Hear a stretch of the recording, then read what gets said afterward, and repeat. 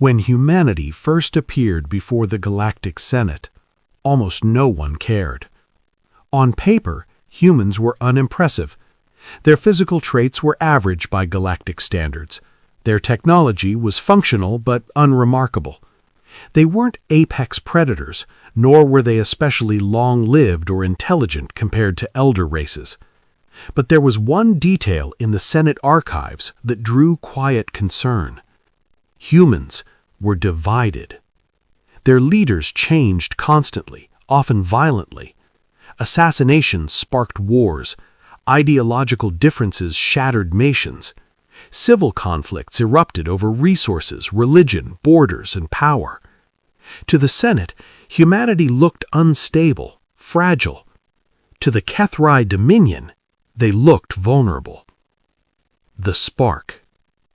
For 27 years, the HFY watched humanity carefully. And then, exactly as predicted, human civilization began to tear itself apart. Multiple factions went to war. Trade routes collapsed. Colonies declared independence. Alliances that had survived decades shattered in months. Humanity's limited unity finally broke. Commander Vexith of the HFY stood before his war council in barely concealed excitement. "This is the moment we've waited for," he declared. "They are weak, divided, distracted." Within a week, the invasion began. 3 million HFY soldiers and 200 warships crossed into human territory. The results were devastating. Human defenses were scattered across internal conflicts. Fleets couldn't coordinate. Entire worlds fell in days. In just 6 weeks, over 70% of human-controlled space was conquered. Billions of humans died. Millions more were enslaved. The Galactic Senate watched in silence. Some felt uneasy, others saw profit. A few even supplied the HFY with intelligence and resources, quietly betting on humanity's extinction. The consensus was clear. Humanity was finished. The turning. Then something happened that no one expected. Overnight, the human civil war stopped. Every faction, every army, every government. They signed a single agreement, the Emergency Coalition. Centuries of hatred were set aside. Old enemies stood shoulder to shoulder. Every weapon once aimed inward was redirected outward, at the HFY. Humans didn't fight like other species. They didn't seek elegance or efficiency. They fortified territory and waited. They forced the HFY into brutal assaults against layered defenses.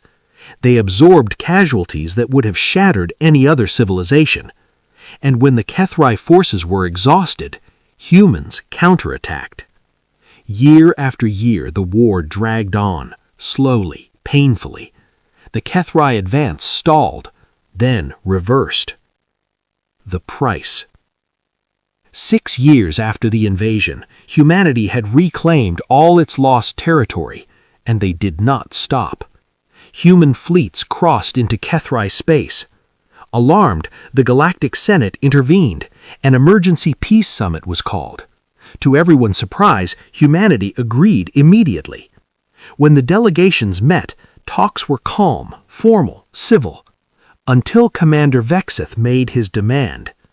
As the defending party, he insisted the HFY be compensated for occupied territory. The human delegation fell silent.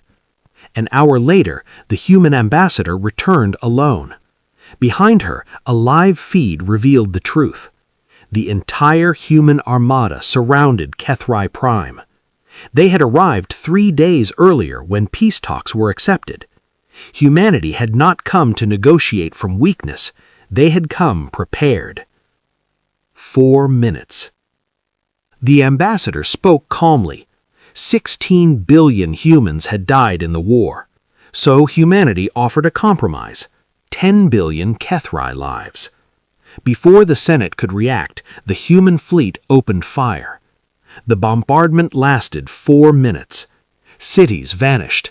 Military installations were erased. A civilization thousands of years old was reduced to ash. When it ended, the The Kethri no longer existed.